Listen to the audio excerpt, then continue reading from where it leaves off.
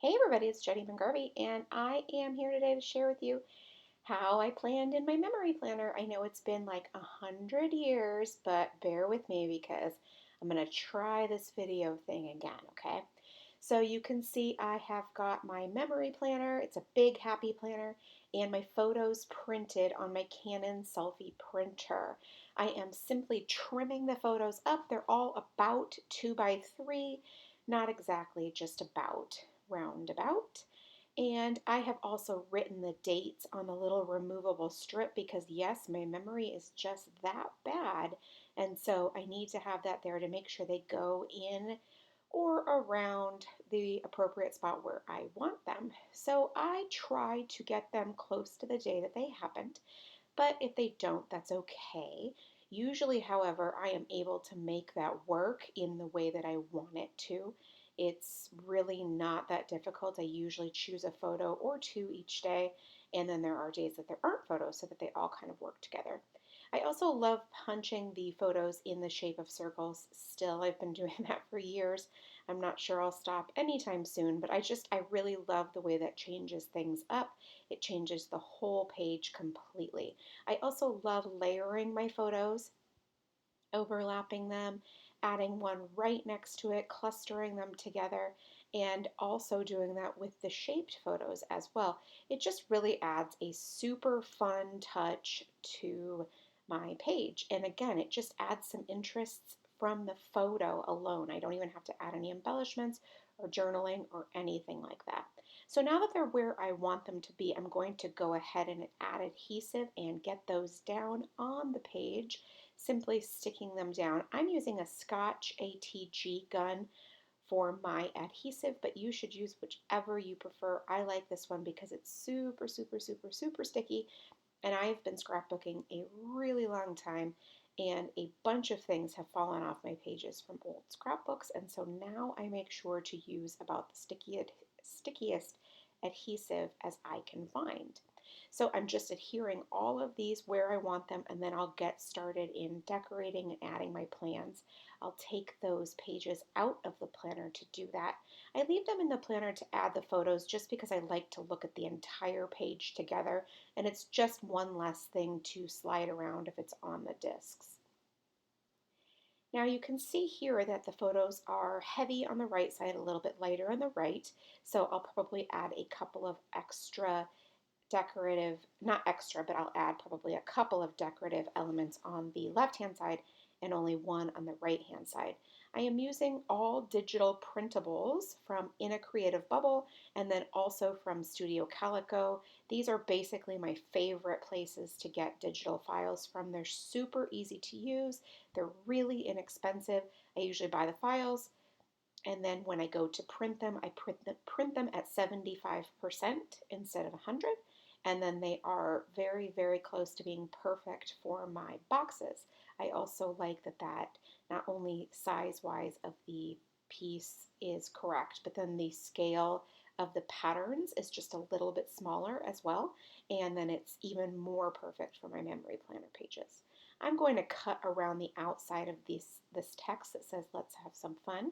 And I just really wanted that definition along the outside, and so I'm not leaving the pattern, or it's actually not even pattern, it's just light blue.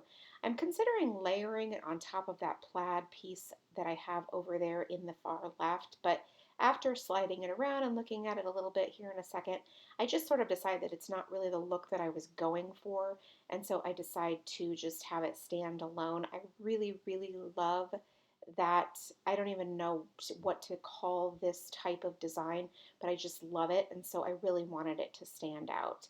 All of the colors on this page are so fun. They're really bright and cheerful, and I just absolutely love how they've all come together.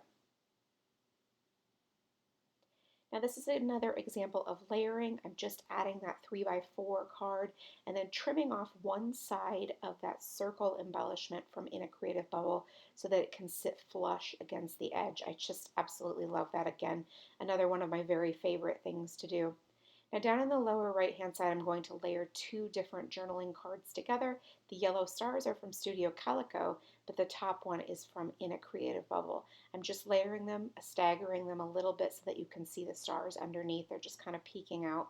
I love how cute that is and how it just really makes that summertime card feel super festive and fun. Now I'm going to do a lot of stamping on this layout because I am back in it for the stamping. And I'm really excited about it because I have just missed it so much. But first of all, I'm going to use this exclusive scrapbook.com sticker book. And to say that I love this book would be a vast understatement. There's a ton of really awesome alphabet stickers in here. Now you can see that I'm using the multicolor ones, but there's also some silver ones, and there's like 4 or 5 different sheets of just alphabet stickers alone, plus label stickers. And I just love that because these are so usable in not only my planner, in my scrapbooking and stuff too, but definitely in my planner. And I just love the fonts. They're really, really basic fonts. They're not crazy. They're not trendy. They're going to last the test of time, or, anyway, so I just love that. And I have shaken up the colors here just to do a wide variety. And I love how those look over there and really has created a focal point, sort of embellished, if you will. But it's just the alphabet stickers depicting the activity that my son went to that day. I'm going to layer a couple of these label stickers that are also included in the book just to notate Saturday's activity, layering a circle underneath the rectangle. And I just love that. It makes it seem a little bit more substantial, yet it's still really simple because it's just label stickers. Now, I mean, I had to use one of those tiny type stickers, didn't I, with just the teeny tiny little phrase, layering it on top of the photos. I mean, come on, it's adorable and it looks fantastic right there. Now these Studio Calico label stickers are literally perfect. I'm obsessed with them. I'm about to place another order for the light pink and the light gray ones because they're so versatile and I keep reaching for them over and over again. They're really inexpensive. I want to say it's like $1.99 for 2 sheets of these stickers, and they're just great colors. They really match well, and I'm using them in my regular planner as well as my memory planner, and I just can't get enough. I think they're great. So I'm just adding those to notate our plans. And this is something that I do in this memory planner because I know that in the future I will forget how busy we were. And so, well, okay, not in COVID times, but you know what I mean. I want to make sure that I remember how busy we were and how many activities there were and all kinds of things that my kids were doing. And so that's why I also notate the plans in my memory planner. I know most people don't actually do that. They really just sort of keep this as a scrapbook, which is obviously what this is mostly. But I wanted to make sure that I added the plans as well. So that's why I do it, and I love it, and that's all that really matters, right? Now I'm going to add some journaling lines. I do this often. I like to use my ruler or my magnetic mat and then add some staggered journaling lines. I like the contrast that the lines add, the black with the white, and then the staggering just makes it a lot more playful and fun. You could absolutely line them up. You could have them be completely, match one another. I prefer them to not because I think that it's just really fun and playful that way. And that is the overall tone that I like to set in my memory planner. So that's why I do that. It's also just a lot easier as well. It's not the reason that I do it, but it definitely is an added benefit.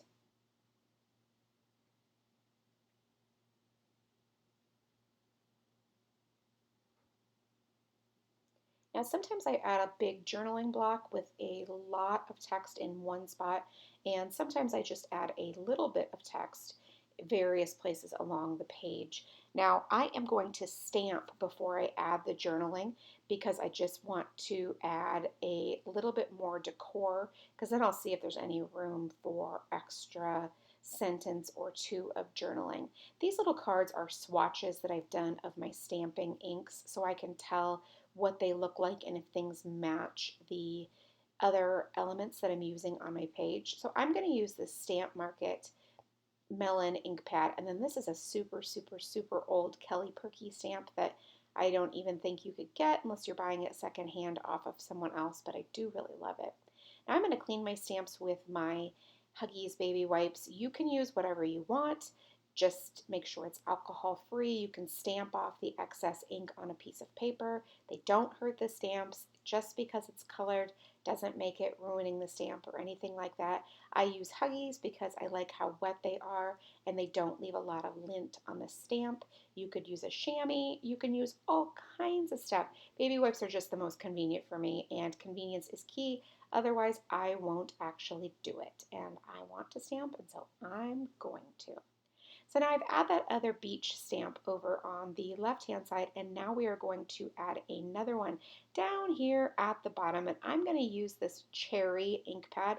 I just don't use red enough in any part of my life, but I absolutely love how it just adds this cute little pop right at the bottom, and we've got it's just the beautiful end to that little journaling spot right there. I love it, love it, love it. And then I'll pull out one more of the really old Kelly Perky stamps to finish up the decorating of this layout. I just love it. I'm so excited about this particular page because it's playful and cheerful and it really feels like summer, yet it was a lot of fun to create and has my usual eclectic look to it, which, I mean, come on, that's my favorite thing, right? All right, so now I lied. I am going to add another flamingo as well in the stamping because, well, I do love my flamingos and it goes with this page because, again, summer. So we'll go ahead and mount that. Then I'm going to rub it on the back of my hand. There's a lot of solid stamping area and I just want to make sure that I get a really good impression. And rubbing it on the back of my hand is an easy way to prime the stamp and get a better impression for on the page. And you can see it turned out great, so there was no problem there. So now I'm just going to go ahead and add the tiniest bit of journaling around the page. Really, honestly, I'm pretty much just journaling about the photo next to the journaling spot in these two at the bottom. The top one is just notating a week-long activity.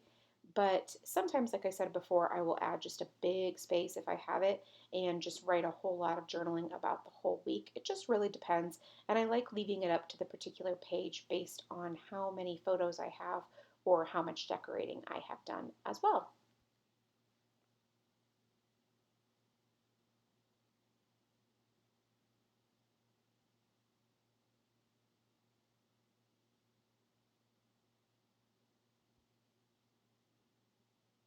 All right, so that was so fun. But now I'm going to add a little bit of washi, and that's it.